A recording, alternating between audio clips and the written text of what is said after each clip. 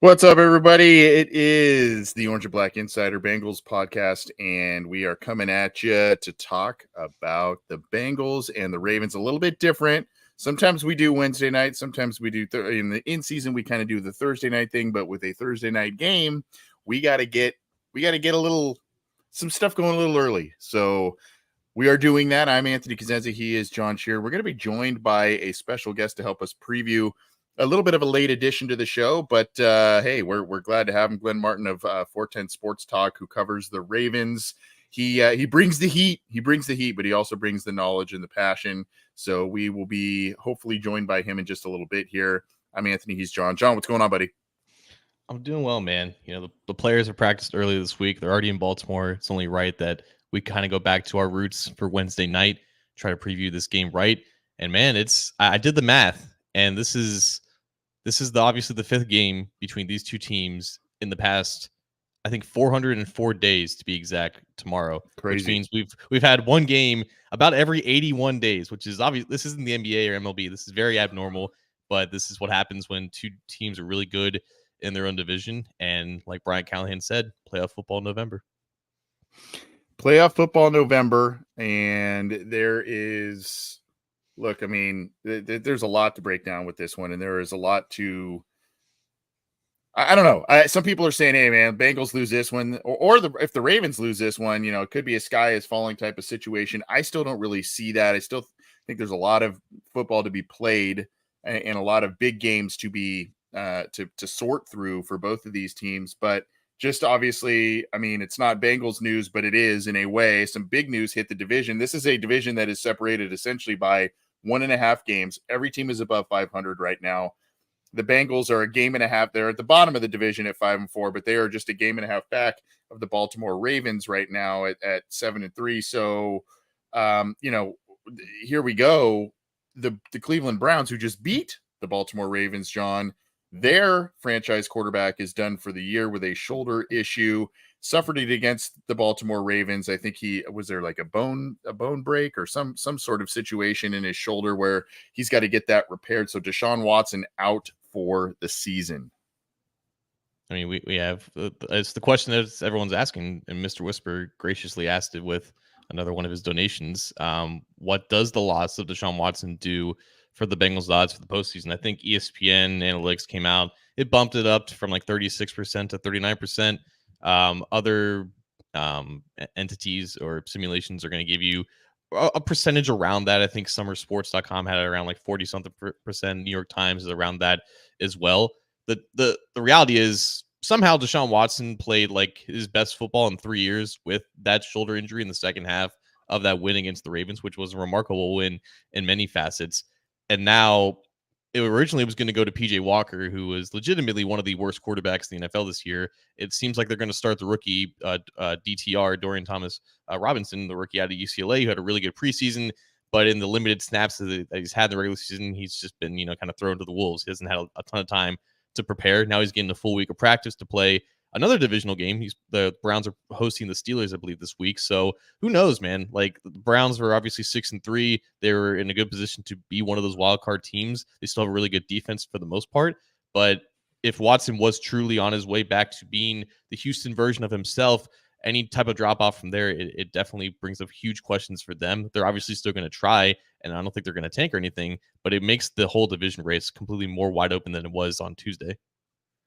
It most definitely does. And, you know, I mean, this is a division that's loaded with talented teams, talented quarterbacks, and now one of the big names, one of the biggest names, not only in the league but one of the big names in the division here, is done for the year. You said you got a little bit of an interesting um an interesting bet that I don't even know if we want to go there, but we'll see what the Browns do there. DTR, a preseason hero for the Browns this year, and a guy that I really liked. Go back if you want to kind of check out some stuff. We did a draft profile on him going into this summer, or this spring rather, because the Bengals, we thought, were maybe looking at a backup quarterback in this draft. So you can kind of get a little bit of a breakdown and a feel of him as we went through that, just a few months back. But now on the Bengals side of things, with the injuries reports and everything coming out, John, now Trey Hendrickson is a maniac. So I don't, hyperextended knee, basically the last play of the game, aside from the field goal kick, gets rolled up on, could barely seemingly put weight on that leg.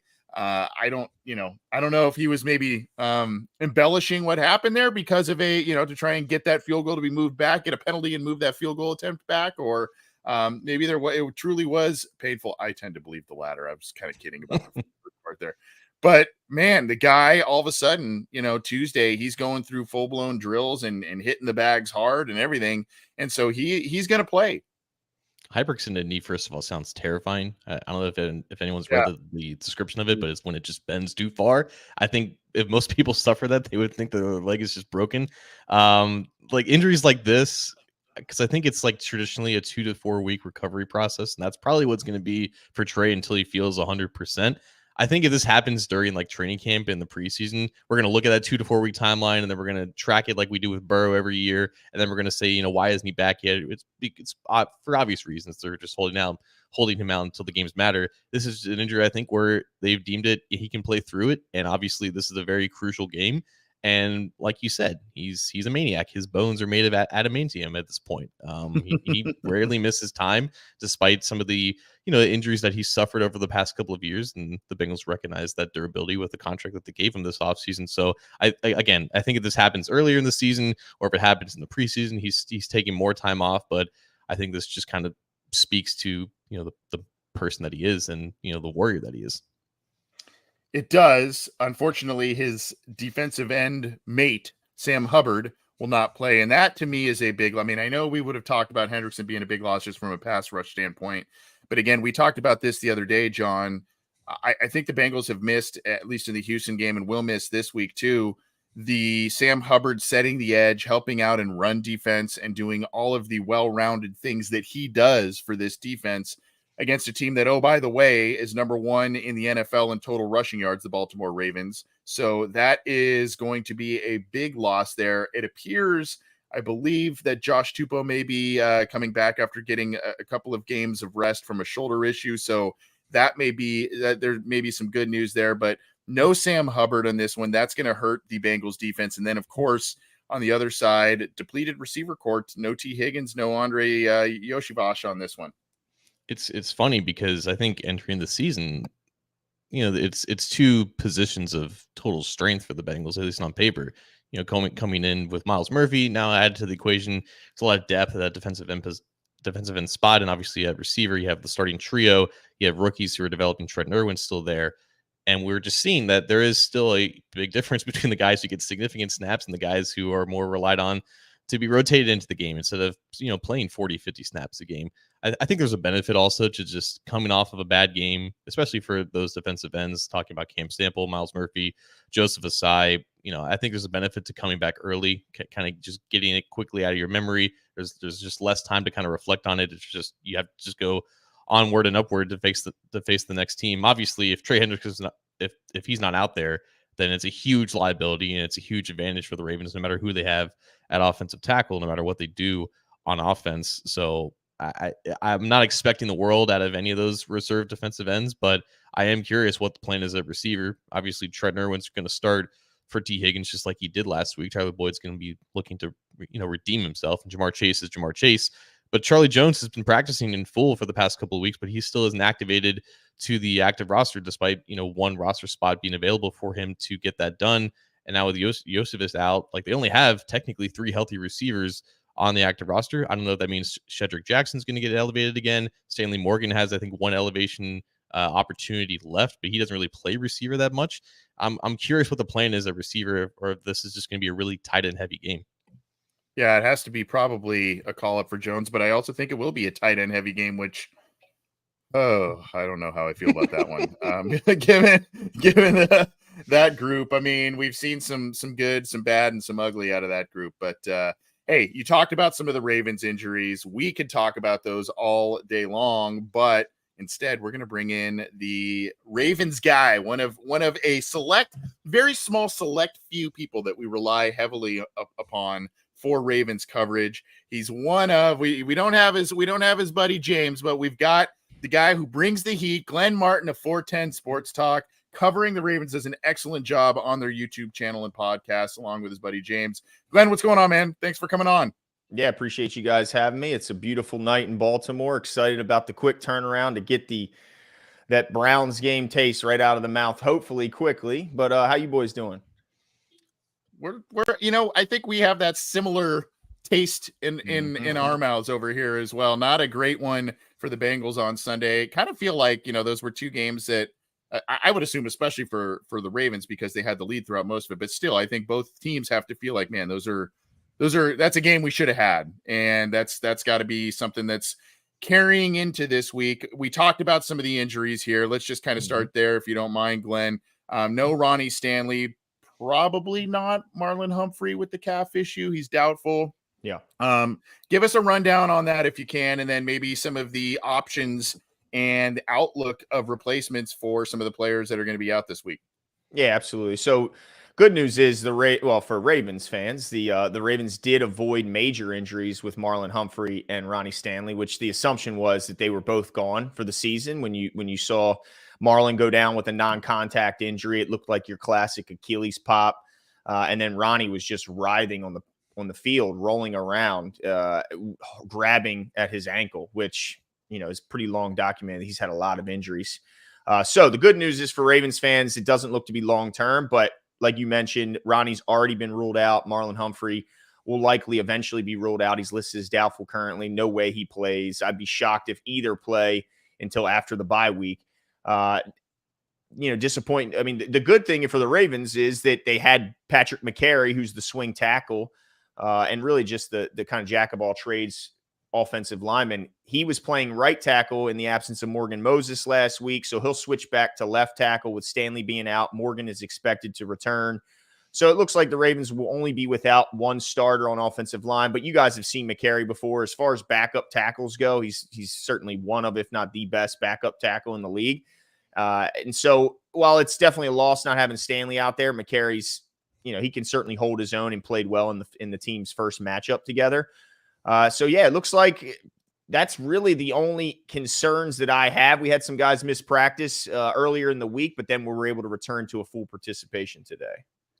I think a lot of Bengals fans remember, going into that week 2 game, it was deemed as like a big advantage for Trey Hendrickson to go up against Patrick McCary. McCary shut him down. He played phenomenal, and I think there was a lot of disappointment with the Bengals defensive line. On a similar vein, I'm really curious what happened in the second half of the Ravens-Browns game, especially considering that Watson got hurt before then, and then all of a sudden just came alive. For those who didn't watch the game, can you kind of describe how that second half kind of went down and what Watson and the Browns were doing to the Ravens defense? Yeah, it was just as surprising to Ravens fans, let me tell you, because the game started as a lot of people were hoping it would start. The Ravens went out to an early lead, looked like it was going to be an afternoon where we might see Lamar sitting on the bench in the fourth quarter and his backup finishing things out. But things really changed when the injuries occurred, because we expected Morgan Moses to be out, but we didn't expect to lose Ronnie Stanley, your left tackle, which, by the way, your backup left tackle is already playing right. So now you're down to your third string tackle. And then they lost their right guard during the game. Kevin Zeitler went out, which you guys are familiar with him, talented player. So now you're down 3 offensive linemen. Then Marlon goes down with the non-contact injury. So now you're down your number 1 corner. And let me tell you, Deshaun Watson played absolutely out of his freaking mind. And this guy was shrugging off potential tacklers like Big Ben in his heyday. I don't understand what the hell happened to Deshaun Watson, but he looked like the Houston Texans Deshaun Watson for at least that second half. It was absolutely aggravating. And the offensive line was just giving nothing in the run game or in the pass game after Stanley went out. They were feasting on our offensive line. Myles Garrett was having an absolute field day. Zadarius Smith was licking his chops. And yeah, it got absolutely ugly. The craziest thing is they led for exactly 0 seconds, gentlemen. 0 seconds. And they won that game because, of course, they kicked the winning field goal as time was expiring. And mind you, we had a pick 6 on the second play of the game where Hamilton tips the ball and catches his own tip and returns it. So it couldn't have started any better, and it couldn't have ended any worse. Talking with Glenn Martin, part of a dynamic duo over at 410 Sports. Yeah, by the way, guys, awesome job. What was with you guys having other people on? I mean, I know you guys had some other people on. I'm sure they do a great job, I guess. But if you want the heat, you know where to come. And I can't believe you had all these. You were throwing, I mean, they're throwing softballs back at you. I watched. I saw what you had on here. And I'm just glad you guys came to your senses and brought some heat back to this podcast. Because, look, we got a chance in Baltimore to bury the kitty cats, and we're going to do it.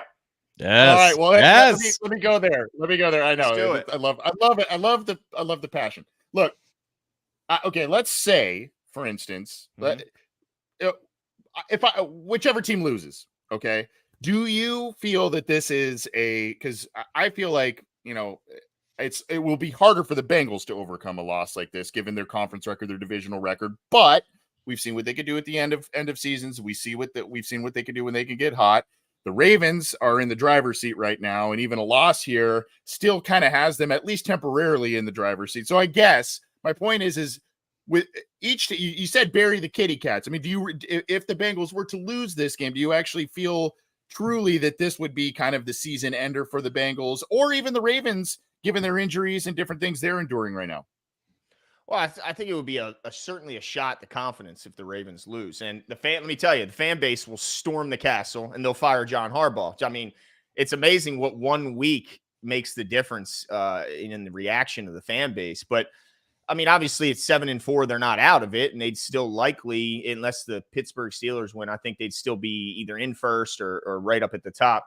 But it would certainly be a knock to the confidence. And as you guys know, an athlete that lacks confidence is not probably going to perform well. So while statistically it would hurt a lot more for the Bengals to lose, getting to 6 losses in a competitive AFC North and in a competitive conference, I mean, look, I said bury him, and I'd like that to be the case, but obviously it's 6 losses. You can't count them out. He's backtracking now. 6 losses. But I will say, you have 6 losses this early. You leave yourself no room for error. So if you have a game where you have a rash of injuries that, while not season long, hold a couple key guys out in one important week, now you're at 7 losses. So I do think this is a huge, important game for both sides. More important for the Bengals because it's 7 losses, 6 losses. But it'd be 5. I think both teams. I think it'd be 5. It's 5. Okay, 5 losses already? Yeah. They're 5-4 right now. My bad. Okay, sorry about this. Sorry about that, guys. Sorry about that. The point stands. No, the point does stand for sure. For sure. Yeah, but let's just all be happy. I mean, look, it feels weird being happy because of how it happened. It's an injury. But the Browns are out of it, right? I mean, am I right, guys? No? Nothing? Well, we talked about it. We talked about it before you got on. Yeah, I mean, we tend to think that was probably maybe their death knell for their season. You never want to celebrate an injury. At least I don't personally. But I guess a better guy. Someone said. Well, you said it. I didn't have to. So that's right. Yeah. On the topic of confidence with athletes, I tend to think that a certain OBJ is getting a little bit more. He's got 2 touchdowns in the past 2 weeks. Especially I think it was a 40-yarder against his former team this past week. Obviously not as involved in the offense, at least from a season-long standpoint, compared to Andrews or Flowers. But how has his involvement kind of increased as the season's kind of come along? Yeah, I mean, he's a hugely important player. Anytime I think of OBJ and his impact, it reminds me of a recent podcast interview I heard Rashad Mendenhall, the old running back for the Steelers. He talked about they had a Ray rule. They said, I don't care who has the ball. Don't let Ray tackle you. Anyone else can tackle you. Anyone can tackle you. Just don't let it be Ray. Because when Ray tackles you, he gets up, he's flexing, he's looking in the eyes of all his teammates, he's hyping everyone up. And OBJ kind of has that effect. When he makes catches, it's just different in how the rest of his teammates respond to it. He gets the guys jacked up. He brings a new level of confidence to the room rather than if Aguilar caught the same 14-yard pass. It's just different. Certain guys are different. Roquan, a lot of the same way. So it's more, he impacts so much more than what you see in the stat sheet. But as you mentioned, he has been impacting the stat sheet more and more as the season goes. So I think his impact will be felt more near the end of the season and hopefully into the postseason than it has early on. But yeah, he brings so much more to the confidence of the team. He brings that swag that he has. It's different when he makes a 10-yard catch versus anyone else on the team for sure. Talking with Glenn Martin of 410 Sports Talk. We pinned the YouTube channel link, so go subscribe to them. Check them out. They're great guys and bring a lot of good knowledge, a lot of good insight on the Baltimore Ravens and the AFC North. We always love talking to them around this time of year when this spot hits. So you're not going to call me in the spring? Is that what you're telling me? You're not going to call me in the spring and just chit chat? We'll call you in the spring. Let's talk draft in the spring, right, my man. Let's talk free agency. Let's do it all. Hey, you're our buddy. You're our buddy back east. Hey, we're buddies. But hey, man, look, the Ravens have been able to overcome a lot of injuries. One of which to J.K. Dobbins again. Poor streak of luck for him. But now Keaton Mitchell last week, right? The Baltimore, obviously Lamar runs, and they've got a stable of running backs behind Dobbins after he went down. Here they are again, top rushing team in the league in terms of rushing yards gained on the year, and they just kind of keep rolling. Tell us what's been effective, what continues to be effective, and how this keeps rolling, even with Ronnie Stanley injuries, J.K. Dobbins injuries. I mean, they just keep it rolling. Yeah, no doubt. I mean, they have a different approach than they've had in the most recent years with Roman, where it was a lot of power. Now that they've decided they run really well out of the shotgun and against a light box. So they'll, instead of where he would compact the field, bring a bunch of big guys on tight ends and really squeeze the field. It's just a different way of doing things where they want to bring a bunch of receivers and they want to run out of a light box. They don't want to run into an 8-man box. They prefer to spread you out and be efficient enough in the passing game to where you can't overload the box. And they found a lot of success. I mean, obviously Gus started a bit slow, had some injuries, but he's getting back to breaking tackles like we're used to seeing. And then, man, I mean, Keaton Mitchell is he's got a rocket up his ass. I mean, this guy is absolute. And we knew it from the start when we saw him in training camp. We're like, this is the guy. Every year, an undrafted guy, at least one, makes the Ravens team. And most people pegged him from the start to be the guy because he has that thing that we didn't have. He has that home run speed. He's got the 4.3 speed. Every time he was asked to get to the corner, even if the edge seemingly had it, he'd still get the corner. I mean, he's just that fast, that explosive. But what people didn't know, because we didn't see a lot of it in the preseason, was how effective he'd be between the tackles. I mean, this guy is low to the earth. He's hard to see. I mean, it's easy to see Gus. He's 240, 6'4", he's 6'1". He's a huge man. But you got Keaton Mitchell, who's 5'6" and listed at 185, 190. He's hard to see. But what you'd think is you could sling him down like you can Justice Hill, who we like, but you can sling Justice down. Can't do that to Keaton. I mean, he'll run through arm tackles. His balance is incredible. I mean, his break tackle ability has just been eye-opening for a guy his size to be that tough to get down the ground. And anytime you can add that home run speed, a guy who can take a route, I mean, a run that's maybe only blocked for a 6 to 8 yard gain, he can turn it into a 40 to 60 yard gain. I mean, that's a different element. And when you just imagine him and Lamar at that mesh point, it's got to be an absolute nightmare. And then the 1-2 thunder and lightning of Gus and Keaton, I think Justice Hill is going to find himself back in his primary special teams role. So going over to the defense now, especially when the Ravens play the Bengals, I always look to the safeties because it's been a critical area. I think where Joe Burrow has just not been his sharpest, and I think the Ravens safeties and their quality of play have been a big part of that. Going back to week 2, Marcus Williams is hurt. Geno Stone has to play for him, and I think Bengals fans like, oh, that's kind of a matchup advantage. Geno Stone has the biggest play of the game with interception. He's had 5 interceptions since. I don't know if he's on track for like a Pro Bowl nomination, but Marcus Williams is back. Kyle Hamilton's he's obviously still there. Talk about how those guys are all being rotated and all used now, and just Geno Stone's just career year out of nowhere. No doubt. Yeah. I mean, the advantage is like when Marcus went down and Geno went in, it's like, well, how much did they really lose from a production standpoint when you look at him doing what he's doing, leading the league in interceptions? But when Marcus is now back in there, albeit with one arm, I mean, we got to say what it is. He's got a torn pec. He's waiting to get surgery on it. So he literally can't lift his left arm above his shoulder. So he's doing it with one arm, which rubs a lot of Ravens fans the wrong way. But having him back allows them to use Kyle Hamilton more creatively. We remember last year, Kyle Hamilton found himself a lot by the line of scrimmage. He was deployed to cover tight ends. He was used as a blitzer. He was used to, I mean, just in a variety of ways. When before, if we were only playing 2 safeties, it was just tough to get creative with Kyle Hamilton. Now that Marcus is back, Geno and Marcus can kind of hold on to the back end and allow Kyle to come down the line of scrimmage. We saw last week, second play of the game. They blitz him. He jumps up, bats the ball from Deshaun, catches it himself, and walks it in for a touchdown. That guy had 3 sacks in a game earlier this year in a same scenario where he's able to come down. It allows them all to do what makes them special. And Marcus Williams roaming center field along with Geno Stone, and then allow Kyle Hamilton to just be a game wrecker. 6'4", 220, can absolutely fly, has instincts for days. It just allows Mike McDonald to be so versatile because he can cover your tight end. He'll cover your back. He'll cover your slot receiver. He's one of our very best blitzers, uses his hands incredibly well. I mean, it just allows Kyle Hamilton to pretty much be Superman. I expect him to get certainly some all-pro votes this year.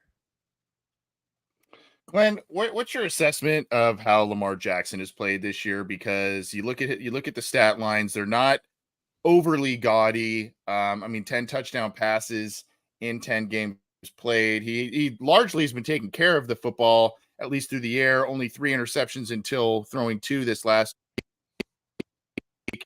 But he does have another 5 touchdowns on the ground. So, I mean, he's doing a lot of different things. But, I mean, we've seen him in years where he's won the NFL MVP. We've seen him just light up the stat lines for years now. Where do you kind of put his play so far this year among other great years that he has had? I know he's been out here and there with injuries during various stretches of his career, but what's he doing this year, and where do you kind of rank it in terms of what he's been doing? Yeah, I mean, I think he's playing better quarterback than he's played, but the issue is that we kind of live and die by the play of the offensive line. And when the offensive line plays well, we look, almost unbeatable. But when the offensive line isn't playing well, then we see some of those warts arise. And, last week he had some unlucky issues, I believe, on the one interception. Honestly, and a lot of people have brought this up since Jimmy mentioned it as soon as the game was over. I think his bell was rung because the play right before his first interception, he got probably the hardest hit I've ever seen him take on the sideline. It was questionable on whether it should have been flagged. It ultimately wasn't. He hits his head really hard on the turf. The very next play, he throws an uncharacteristic, I don't even know who he was throwing it to. It was so bad, interception. And then the other one was a tip ball at the line of scrimmage where, they were supposed to cut the guy. McCary did not do a good job cutting the guy. He gets up, bats the ball up, ends up being pretty much the game-winning pick 6. Ultimately, ended up leading to the game-winning score. It's a lot of it is just. I think his stats would be a lot better if we don't have 8 drops, including 3 drop touchdowns in the Pittsburgh game. And so some of it's been bad luck, but there's no doubt he's got to get better with his deep ball. I mean, there's been so many occasions where Flowers is running open, Aguilar's running open, Bateman's been missed on multiple occasions, and the ball's just doesn't have enough air on it, and they're not able to run under it. It's just outside the outstretched hand. If he could just hit some of those deep balls, because he's leading the league in completion percentage, he's hitting the easy ones. He's just not hitting the deep balls. Him and the receiver aren't able to link up. So, I mean, I still think he's playing good football. It's just, if you just look at the stats, it doesn't always look that way. And there's also a transition going on. He's going from Greg Roman's offense to Todd Monken. And with that transition, right now they have a bunch of big linemen who are designed for power scheme, which Roman ran. And I think they also have to transition some of their personnel. It's hard to do it in one off season. So I think some of that is playing into it, but there's no doubt he's got to hit the deep ball better. And the offensive line has to keep him clean, or we could see some of those mistakes crop up. I'm not sure there's a team in the NFL that respects Lamar more than the Bengals. They haven't beaten him since, I believe, over 2 years now, back in 2021, when the Ravens were, I want to say, like a 2-touchdown favorite entering that game. It was a shockwave for most of the NFL. But obviously, in the past 400 days, these two teams are now going to face 5 times. They're division rivals. They play a lot, but this has been kind of that next step. The familiarity is at an all-time high, and now you're on a short week. Joe Burrow said something to the effect of, it's almost like an advantage that there's not a ton of time to prepare because they know each other so well, and what you see is what you get. There's not a lot of time to add any new things. Do you kind of buy into that as like an advantage maybe for the Ravens too? Absolutely. Certainly both teams coming off a loss. I think they wish they could play the next day. I mean, that's what Roquan said. He wanted to play the next morning in the parking lot. So yeah, absolutely. But I think you're right. When you have such a familiar opponent, oftentimes if given too much time, it's the classic overthink. You outsmart yourself. You try and go so opposite your tendencies that you end up doing something that maybe your team's not very good at. So I do think that it's an advantage, but the advantage is obviously on both sides. I mean, the familiarity runs both ways. So I do think both teams are benefited, but that their Thursday night game is a division opponent, and also benefited that it's only 3 days to prepare. So you can't get too damn cute. We got a little too cute last week, guys. We tried some reverses. I'm like, what are we doing? We don't need to get too daggone cute. So I'm hopeful that they'll get back to what we do best and just not overthink things and not just don't outsmart yourself. Well, I think we're gonna get you on out of here. Real quickly before we get your prediction, I want to get something else, your take on something else too. But before we get your prediction, just let the folks know where they can find your show, where they can hear you guys talk about those Ravens. Yeah, absolutely. So 410 Sports Talk, just as you can see down at the bottom of the screen. Appreciate you guys putting that up there. You guys can check us out on YouTube. We're obviously on all the social media platforms, Twitter, Facebook, Instagram under the same title. We can be found on all the podcast sites if you just want to do the audio only. But yeah, that's us. Okay. Well, I wanted to get the subscriptions in for you before you give your prediction, because I think I know where you're going. I think I know where you're feeling. The line right now per DraftKings has hovered between 3.5 and 4 in favor of the Ravens in this one. So let us know, man. What do you think? What do you think? Yeah, I tell you, I think the Ravens are certainly fortunate going into a game where you have a banged up offensive line to have those pass rushers not out there. So we might be kind of catching them at the right time. But I think it's going to be a close game. Obviously, a lot of respect for what the Bengals can do. They're a really good team. I just think the Ravens being at home, it's going to be a lot to go up against. They got some legends. Carmelo's going to be in the house. We got Big Boy performing the halftime show. The energy is going to be absolutely insane in the building. And I think being the home field, having the home field advantage could be the difference in this game. I think it's a close matchup, but I do think it goes over the total. So I'm going to say the Ravens win 27-24. And it could be a late Justin Tucker field goal that settles it. But also, I want to say, somebody in the chat here, they said they stopped listening because I was too disrespectful to the Bengals. First of all, their emblem is a Bengals emblem. What the heck are you doing listening to a Ravens show unless you're listening to your guys here when they visit? I mean, what the hell are you doing? So look, well, I mean, I'm okay with you. It's a compliment to you. Well, it's a compliment to you that they were watching, right? Because in the first place, right? Yeah. Well, look, listen to me like all the haters of Howard Stern used to listen to him. Just listen to hate me, and listen to see what kind of crazy nonsense I'm going to say next. Yeah, and then leave a rude comment on your show, on your feed. Yeah, All right. So before we get out of here, this is a bet slip that we've been doing this a couple of different episodes already this week, and this is courtesy of DraftKings. So I want to share this with you, and John, and we'll talk through this before we extensively kind of talk through it. This is a bet slip that we at Cincy Jungle kind of came up with. Hopefully you can see that, Glenn. Basically, here. There's a 4-pick parlay that, again, not a guarantee. We like these here. A Gus Edwards anytime touchdown. Yes, agreement with you. Both teams scoring 20 plus points. Over 3.5 total field goals made with the 2 kickers in this game. That seems attainable. And then, of course, yes to each team scoring 1 touchdown and 1 field goal, meaning that each team is at least getting 10 in this one. Do you think that is a safe parlay in this one, my friend? Oh, man, looks pretty good. I mean, the only thing I would have me a little concerned is the field goals. And the reason being is, either the Ravens are really good in the red zone, like where they will score in 15 consecutive drives, or they'll have a bad day. So if they have a bad day, then yeah, you could have some field goals from JT. But if not, they could just keep scoring. But yeah, I love the Gus anytime touchdown. I mean, that's a home run. This guy's our clear goal line. Yeah, he's our clear goal line back, even with the explosion of Keaton Mitchell.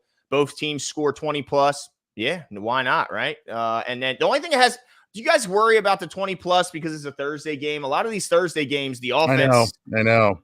Takes a bit of a dive for a little while. Last time these two played on Thursday night last year, 19-17 was the score there. Yeah. So why'd you put that on your parlay? Playing with a little fire there. That's okay. what we're we're trying to win big here, man. We're not trying to play safe. Yeah. We're trying to win big. Playing with a little fire there. Yeah. Glenn, thanks for your time, man. Appreciate it, and appreciate you're always kind to us on your show as well. And we just appreciate it. Enjoy yourself Thursday. Hopefully not enjoying yourself too much because of the result, but we wish you well, man. Keep up the good work. All right, boys. Have a good rest of the season. Talk to you later. All right. Give our best to James too. Will do. See you. Thanks, Glenn. All right. All right. Glenn Martin, we're going to get out of here in just a few minutes here, talking a little bit more on this one. Just to remind folks on that as well with the parlay, want to just tell, we got to say, if you got a gambling problem, you got to call 1-800-GAMBLER. Visit www.1800gambler.net. In New York, call 877-8-HOPE-NY or text HOPE-NY 467-369. In Connecticut, help is available for problem gambling. Call 888-789-7777 or visit ccpg.org. Please play responsibly on behalf of Boot Hill Casino and Resort. Licensee partner Golden Nugget, Lake Charles. 21 plus, age varies by jurisdiction, void in Ontario. See sportsbook.draftkings.com/football for terms for eligibility, terms, and responsible gaming resources. So got to throw that out there to you all there, but appreciate entertaining our parlay there. So John, a couple more. We've talked about the injury report. We talked extensively, got some insight on the Ravens there. What do you think is the biggest key for the Bengals in this, or biggest keys for the Bengals in this one? You look back to week 2 and the difference between the offense in the first half and the second half. Burrow was starting to come alive.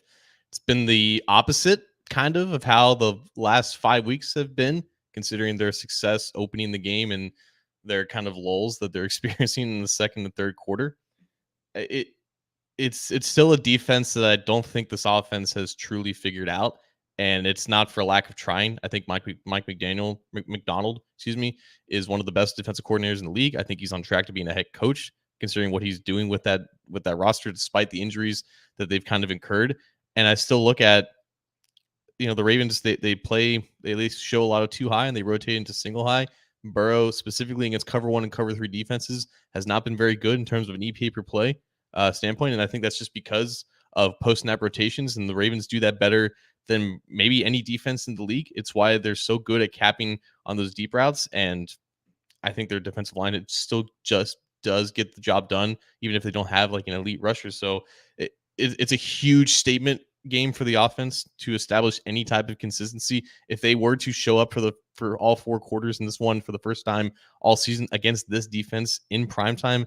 By the way, they haven't won on the road in primetime in many, many years. I think they're like 0-14 in the past 10, according to Jay Morrison. That just means at night. It doesn't mean just like an afternoon playoff game or anything like that. So it's a scenario, it's a setting and environment that does not bode well for them.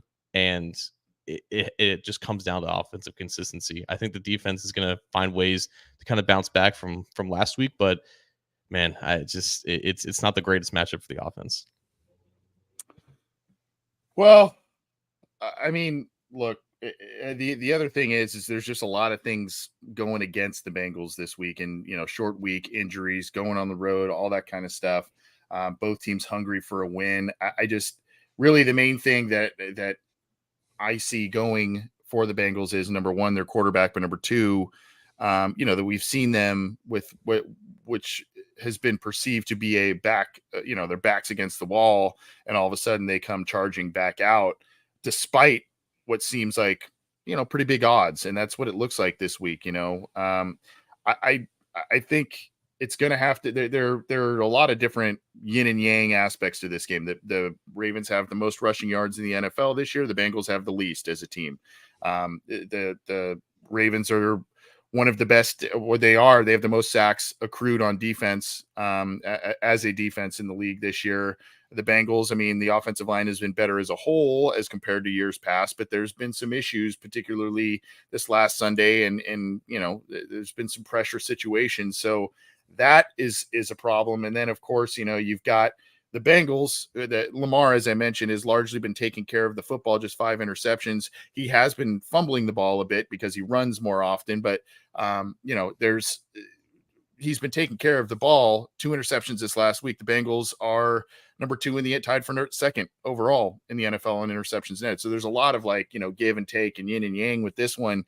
So last week too. I mean, the Texans were a team that really took care of the ball, and the Bengals still got 3 turnovers and almost pulled that win out because of it. So I maybe that's just where the Bengals, once again, if the defense gives up the yards, the big plays, etc. on defense, maybe it's just, they'll get those big momentum swinging plays as well. Yeah, I think they're going to try to rely on this game to be kind of a slugfest and low scoring because, it's just the nature of those Thursday night games and the nature of division games in itself. I don't think anyone really expected the last meeting to have 51 total points. I think Glenn's prediction was the exact same score as week 2, 27-24. I think that was kind of on the high side compared to what people expected. And I'm not really sure if it's going to go that high again, just because of, again, like the familiarity and just the short week of preparation, especially because I think T. Higgins' absence is still pretty notable too. He had his best game of the season before everything started to kind of go downhill against the Ravens. He had 2 touchdowns and 80 or so yards without Marlon Humphrey on the field. Obviously, there was a ton of attention that's always going to be on Jamar Chase, and that's not going to change this time. Just looking at the film over the past couple of weeks, whether it was the Bills safety or the Texans safety, it's just always just bracketed over top of him. And it leads to great situations and opportunities for Trenton Irwin and Tyler Boyd. But those opportunities, they only are taken advantage of every once in a while. And sometimes, Burrow sees it. Sometimes he doesn't, and he goes to the check down. And I think the Ravens are really well trained to kind of crash down on some of those swing routes and limited yards after catch opportunities for Mixon or whoever the wide receiver screen is designated for. They need to be able to take their shots at the appropriate time. And I think there might just have to be an uptick in aggression to do that. I think the fact that they were down for the majority of the second half or all of the second half against the Texans, it forced Burrow to be more aggressive, to push the ball down the field and to take those shots over the middle, and it led to some success. It obviously led to a couple of interceptions too, but I think most of that was either inaccuracy or just rash decision making. And I don't think you can expect that to happen twice again, even if it's against a really good defense. So I think the aggression has to be turned up a little bit against the defense that usually is able to constrain them. So yeah, it's going to be tough without Higgins, but they're just going to have to find a way. They're going to have to find a way, and Burrow's going to have to basically play a version of hero ball this week, I think. It's going to have to be turnover free, or at most one. It's going to have to be escaping pressure situations and, kind of making those plays off script, those big plays off script. Unfortunately, guys like T. Higgins are ones that usually thrive off of some of those plays. I mean, Chase does as well, obviously, and he'll be available. So, all right, man. Well, where do you see this one going? What's your prediction in this one here? Very, very tough game to call. Two good teams, a tough task for the Bengals this week, though. I mean, it's about as tough as it gets. Again, this is a scenario. It's one of the few remaining monkeys on the franchise's back. Obviously, the Super Bowl winning that thing is one of them. But road primetime games, man, they just, even during this renaissance, it's just been a thorn in their side. Last year it was against the Ravens. and the Browns. And this is the first of 2 that they have this year. The next one, I think, is in a couple weeks against the Jags. So that's already won. It's against a Lamar Jackson Ravens team, which they haven't had a lot of success in Lamar's career. Typically, most of their success against the Ravens have come against backup quarterbacks. And, despite some of the numbers, Lamar's still playing pretty well in this new offense. It's with the AFC North crown on the line, essentially. If they lose this game, they're 0-3 in the division. They can at best be 3-3, but they drop 2 to the Ravens. They give them another game ahead. It's really their backs are up against the wall in a very tough situation, and I want them to prove me wrong. I can definitely see a scenario where they do this because they've been able to do it in the past, but I want to see it to believe it. So I'm going to go 20-14 Ravens. 20-14. I mean, not every, but a lot of fibers in me are saying, this is going to be a Ravens win here, but there's something that's also saying that, it's a winnable game. Could they win this game? Sure. Yes. I mean, it's a winnable game. It's not impossible. It's just, there's a lot of stuff going against them right now. We talked about a short week, road game, injuries, all kinds of stuff. Their margin for error in this one is very, very slim. And so they have to play, I think, a pretty near perfect game and do a lot of the things that we haven't seen them do very well, throughout the course of the season. Stop the run. They've let up a lot of yards on the ground and limit the explosive plays on defense and get more of those on offense. So, it's just going to have to be a game where the things they hadn't been doing regularly pop up with frequency in this one. I'll just to give some positive vibes, I'll say Bengals 2017, but I'm not overly confident in that one. I mean, I can't have all 3 people picking against the Bengals in this show here that we have on microphones. So, I'll do that. But I mean, I'm not overly confident in that. I do think it'll probably be a pretty close game regardless. Whatever the result is, whether win or lose, whether both teams make the playoffs or not, I don't want to see the Ravens until 2024. Like, can we just get a break? No meeting in the postseason. We'll see you in September, October. I'm through with you. I've had enough. We'll see. All right, but dude, let's drop the mic and get on out of here. What do you got for us? That was more or less the mic drop. Okay. Yeah, it would be nice if the postseason. I don't really have one, but I'll agree with you. It would be nice if the postseason did not really have to have a path where you have to go through your AFC North teams, because I think they're just so not only physically draining, but emotionally draining. And then, if the Bengals are a team that end up getting a lower wild card type of situation, have to travel. I mean, it's just, it's just one of those things where it's like, man, this is draining. And they've already played a lot of games the past 2 years. So, regardless, let's just one at a time, and hopefully they find their way, however weird it may be, into the postseason this year. We will see. That being said, appreciate all of you tuning in. And if you are new here, welcome. You can also subscribe to our YouTube channel underneath John there in the Cincy Jungle icon. You can click the show icon to subscribe, click the bell to be notified when we go live, when new content is available. And of course, you can give a thumbs up to all of our videos if you like them. That helps the show.